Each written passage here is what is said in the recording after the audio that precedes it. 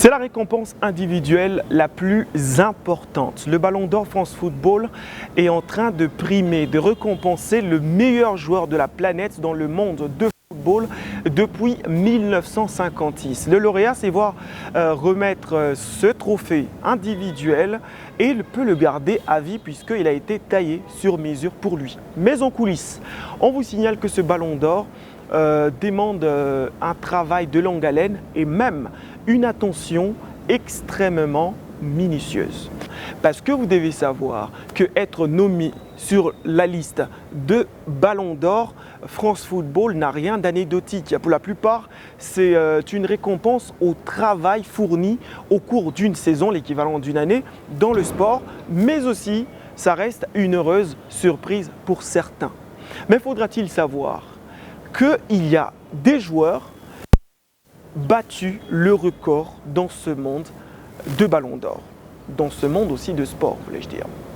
Lionel Messi l'a remporté pour la 6e fois, critiqué par plusieurs parce que Lionel Messi n'a pas remporté de Ligue de Champions en 2019, ni de Copa avec sa sélection argentine, mais il a su dévancer un joueur qui a su le faire, en tout cas qui a su presque le faire. Le contour du Ballon d'Or dans ce Breaking Sport qui va nous parler du record. The Ballon d'Or France Football 2019 is Mr. Lionel Messi. Cela finirait presque par devenir une habitude. À Paris, Lionel Messi a remporté son 6e Ballon d'Or, un record dans l'histoire de cette récompense. Alors, les records. Pourquoi les records alors qu'on parle du Ballon d'Or? C'est justement parce que ce n'est pas le meilleur forcément qui ont gagné ces Ballons d'Or. Le recordman de ce titre de Ballon d'Or a eu une maladie de croissance qui ne pouvait pas le permettre de rêver et de viser grand dans le football. Cristiano Ronaldo, qui en compte 5, pareillement, a été touché par une maladie à son cœur qui ne pouvait pas l'amener à devenir le meilleur comme il était s'il pouvait abandonner sur le champ. Pour bien préciser, vous devez savoir que le Ballon d'Or, ou alors pour gagner des choses dans la vie, il ne vous demande pas seulement forcément de n'être bon, puisque la plupart de ce qu'on connaît dans tous les domaines ne sont pas nés comme ils sont morts. Un peu pour rire. Même Albert Einstein, vous pouvez vous imaginer que lorsqu'il avait plus de 4 ans, il ne savait pas parler, il ne pouvait pas marcher et le docteur en dit que c'était un simple inapte. De ce petit garçon, rien de bon ne pouvait sortir. Vous devez savoir que même Michael Jordan, c'est milliardaire, multimillionnaire, c'est richissime personnage du monde de basketball qui a aussi même figuré dans quelques films avec aux côtés de Bugs Bunny, cet acteur de Walt Disney. Retenez justement que lui, il a été viré parce qu'il était de courte taille dans son équipe de basketball. Alors, on sait qu'il n'y a pas eu un basketteur en dehors de Black Mamba qui pouvait rivaliser à Michael Jordan. Mais pourtant, il avait été viré pour sa première équipe de basketball parce qu'il était de courte taille. Ça veut dire tout simplement que les records sont impossibles à atteindre pour tout le monde. Mais ils sont faits pour être battus pour ceux qui ne peuvent pas le faire. C'est ce qu'on va découvrir aujourd'hui. On va découvrir comment ces petits garçons qui ne pouvaient pas rêver grand dans le football parce qu'il avait des problèmes de croissance, a fini par avoir 6 ballons d'or. Comment cet autre avec ça compte aujourd'hui 5 ballons d'or alors que tout petit, il est né dans la pauvreté et même en plus, il a souffert d'une maladie de cœur qui ne pouvait pas les projeter loin dans le monde de football. On va parler. Alors on va découvrir aujourd'hui le recordman qui sont partis de rien pour tout accomplir aujourd'hui. Ronaldo est le plus jeune des 4 enfants de Maria Dolores dos Santos et José Diniz Aveiro. Son nom a été inspiré par Ronald Reagan, un des acteurs préférés de son père. Ronaldo a grandi dans un quartier ouvrier, dans une petite maison au toit en tôle, surplombant l'océan. Ronaldo a été initié au football par son père, qui a travaillé comme responsable de l'équipement pour le club local d'Andorinha. À l'âge de 10 ans, Ronaldo était déjà reconnu comme un phénomène. Un enfant qui mangeait et buvait et dormait football. Tout ce qu'il voulait faire quand il était petit, c'était jouer au football, se souvient son parrain Fernão Sousa, interrogé par des journalistes britanniques. Ajoutant, il aimait tellement le jeu qu'il manquait des repas ou s'échappait par la fenêtre de sa chambre avec un ballon quand il était censé faire ses devoirs. Je me souviens de la première fois que j'ai entendu un enfant dire à un autre « T'as vu ce qu'il a fait ? Ce type est une bête !» J'ai commencé à l'entendre tout le temps, même de la part des entraîneurs. Mais il y avait toujours quelqu'un pour ajouter « Oui, mais c'est dommage qu'il soit si petit. » Et c'est vrai, j'étais maigre. Je n'avais aucun muscle. J'ai donc pris une décision à 11 ans. Je savais que j'avais beaucoup de talent, mais j'ai décidé que j'allais travailler plus dur que tout le monde. J'allais arrêter de jouer comme un enfant. J'allais arrêter d'agir comme un enfant. J'allais m'entraîner comme si je pouvais être le meilleur du monde. Je ne sais pas d'où vient ce sentiment, c'était juste à l'intérieur de moi. C'est comme une faim qui ne disparaît jamais. Quand tu perds, c'est comme si tu mourais de faim. Quand tu gagnes, c'est comme si tu mourais de faim aussi, mais tu as mangé quelques miettes. C'est la seule façon de l'expliquer.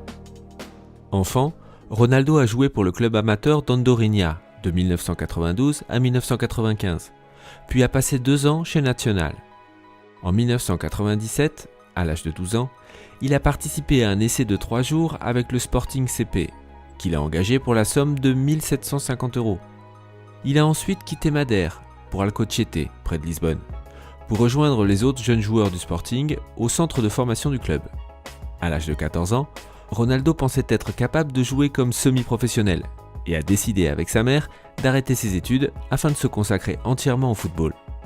Bien que populaire auprès des autres élèves de l'école, il avait été exclu après avoir jeté une chaise sur son professeur, qui selon lui avait manqué de respect.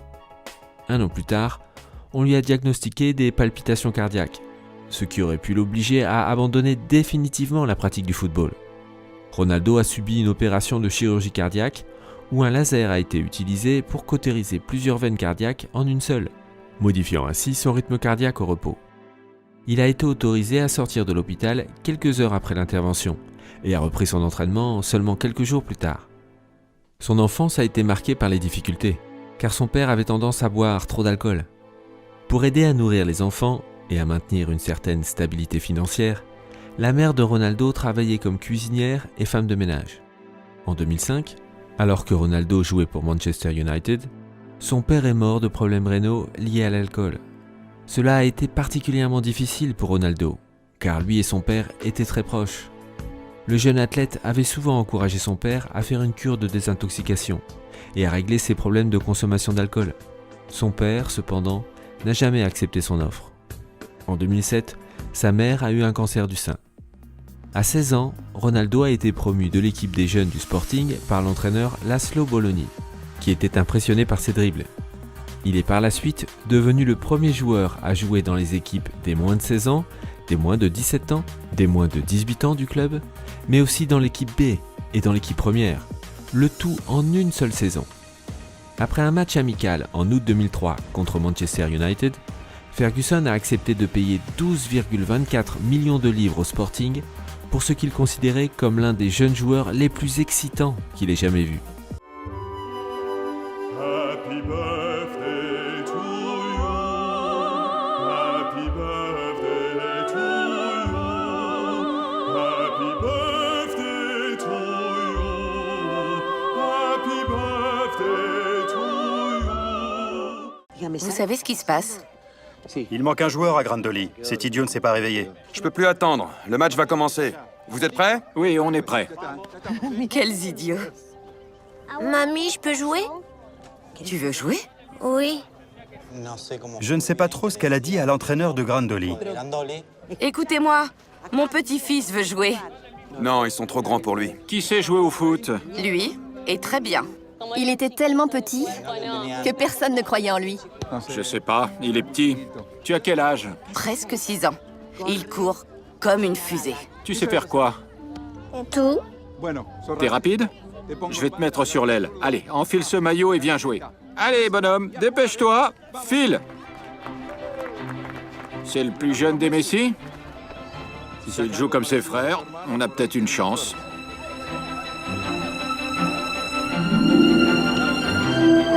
Vas-y Léo, montre-leur. Montre-leur. Allez. Il a le ballon.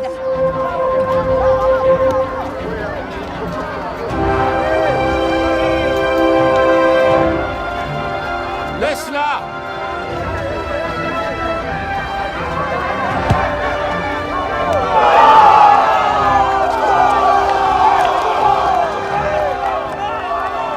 C'est vraiment votre petit-fils?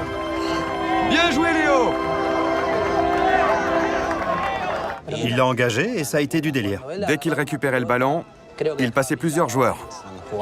Quand il était à Grandoli, je jouais à Horizonte.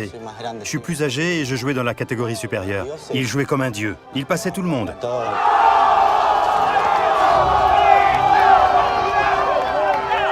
Vous pouvez l'amener tous les après-midi à l'entraînement? Les autres apprendront quelque chose. Quand Rodrigo, Mathias et tous les grands étaient là-bas, ils ne nous laissaient pas jouer. Et Léo non plus. Mais Léo en avait tellement envie qu'il le laissait jouer. Il disait « Ne laissez pas Léo jouer, il est trop petit, on risque de le blesser. » Mais plus tard, ils ont avoué que c'était pour éviter la honte de se faire dribbler par Léo. Léo. Messi. Oh my goodness me! You thought you'd seen it all. Leo Messi. No wonder he's. Look at him. Alors, malgré ce record de Lionel Messi, il a été quand même fortement critiqué sur les réseaux sociaux. Cédric, tu peux revenir sur moi s'il te plaît? Voilà. Là, c'est mieux. Alors, malgré ce record de Lionel Messi, comme j'étais en train de le dire, il a été fortement critiqué. Justement, pourquoi? Parce que Lionel Messi n'a pas gagné des Ligues de Champions. Lionel Messi n'a pas raflé des copas avec sa sélection argentine. C'était inimaginable pour moi que de penser n'en gagner qu'un. Alors imaginez 6. Je suis très heureux d'avoir gagné 6 ballons d'or. Je suis le seul, donc c'est une grande reconnaissance qui me rend très fier. L'attaquant argentin devance au vote le défenseur de Liverpool Virgil van Dijk et son rival de toujours, Cristiano Ronaldo, 3e. Vainqueur du championnat d'Espagne, le joueur du FC Barcelone n'a pourtant pas remporté le trophée phare des compétitions de club, la Ligue des Champions. Alors, Lionel Messi, comment a-t-il pu rafler ce ballon d'or alors que lorsqu'on était en train de publier la liste de 30 nominés à cette liste de ballon d'or en octobre 2019 dernier, Lionel Messi se retrouvait sur une liste de plus de 30 personnes dont la moitié étaient occupées par justement les joueurs de la Première Ligue anglaise. Le joueur de la Première Ligue anglaise, justement, ça s'explique parce que les demi-finales de la Ligue des Champions étaient uniquement composées de clubs de la Première Ligue anglaise. La grande surprise, c'est que Sadio Mané, malgré sa grosse performance, n'a pas su succéder au Croate Luka Modric. Sadio Mané n'a pas su même figurer sur la liste de 3 finalistes à ces Ballons d'Or France Football parce qu'il va finir 4e derrière Lionel Messi, derrière Virgil van.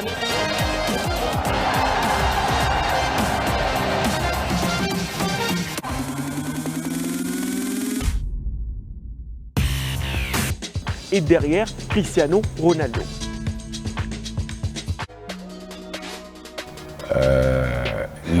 Les critères objectifs sur base desquels les jurys se basent sont multiples, mais les critères de base, c'est la performance personnelle du joueur bénéficiaire du Ballon d'Or, les résultats qu'il fait apporter à son équipe, tant au niveau, disons, tant en club qu'en sélection nationale. Alors, ça, ce sont les critères majeurs, les critères cardinaux. Il y a toujours des appréciations tendancieuses. C'est pourquoi on parle du racisme, même s'il y a des banderoles qui font état d'éradication de ce racisme-là. Tout cela rentre en ligne de compte. Aujourd'hui, la plupart d'Occidentaux considèrent que les Africains sont en train de leur damer les pions. Parce que les Africains se développent très très bien. Regardez comment la plupart des clubs européens sont compartimentés par des Africains. Je ne sais pas quel est ce club-là qui évolue aujourd'hui en Europe sans un seul joueur africain. S'il n'est pas gardien, des défenseurs, milieu de terrain ou attaquant. Les Africains sont partout. Malgré la grosse performance de Sadio Mané, mais ce dernier, il ne va pas donc figurer sur la liste de 3 finalistes à ce Ballon d'Or France Football, justement parce que le magazine France Football va estimer qu'il lui manquait 3 choses. Une bonne communication, et qu'il devrait donc visiter un autre club en dehors de Liverpool où il va devoir aussi bien se comporter. Et troisièmement, il n'a pas remporté de Coupe d'Afrique des Nations. C'est qui a été fortement critiqué sur les réseaux sociaux parce que, premièrement, il n'a pas une bonne communication, ça peut passer. La deuxième raison, il devra donc changer de club en dehors de Liverpool, il devra donc bien se comporter pour rêver le Ballon d'Or. Semble faux parce que Lionel Messi, qui a raflé en 2019 le Ballon d'Or, n'a jamais changé de club. Troisième raison, celui de remporter la Coupe d'Afrique des Nations. Lionel Messi n'a pas remporté la Copa ou même le seul Ballon d'Or africain, Georges Weah, lorsqu'il a raflé ses Ballons d'Or en 1995. Il n'était pas vainqueur d'une Coupe d'Afrique des Nations. Il a été et reste le seul Africain Ballon d'Or. Comment Georges Weah y est parvenu? Happy birthday to you. Happy birthday to you. Happy birthday to you. Happy birthday to you. Le mardi 26 décembre 1995, le numéro 2594 du journal français France Football sort en kiosque. C'est dans cette édition que doit être révélé le nom du Ballon d'Or de l'année. Et pour la première fois, il n'y a pas que des Européens dans la sélection.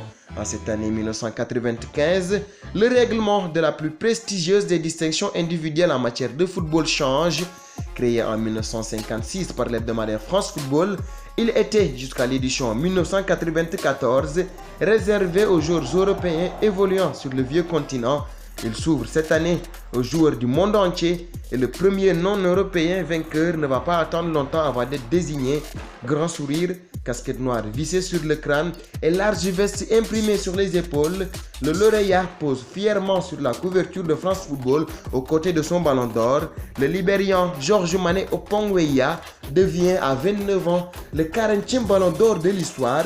Au terme de sa belle année 1995, Georges Weah est élu avec 144 points devant l'Allemand Jürgen Klinsmann 108 points et le Finlandais Harry Litmanen 67 points.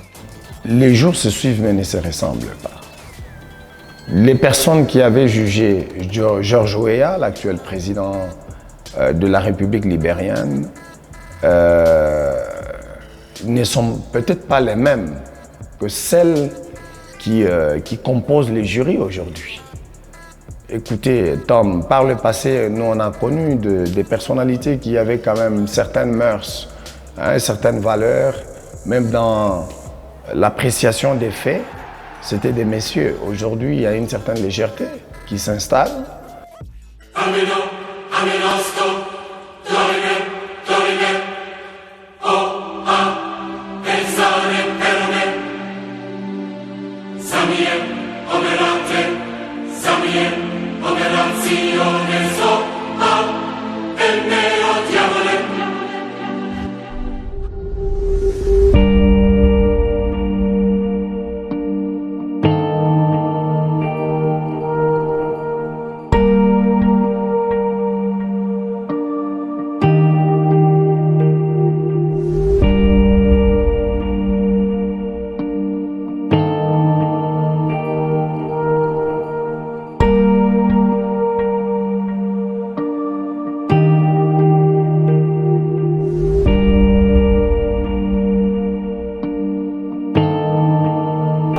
Aujourd'hui, nous avons appris que l'impossible est atteignable. Aujourd'hui, nous savons que notre peur doit nous permettre d'oser, nous aider à viser haut, très haut, encore un peu plus haut.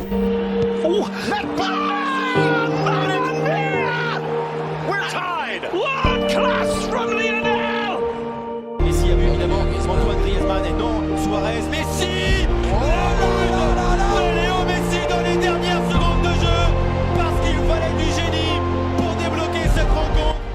Puisque si c'était la folie de s'imaginer simplement que cet enfant qui avait des problèmes de croissance pouvait être un grand footballeur, aujourd'hui c'est possible et palpable, il est 6 fois Ballon d'Or.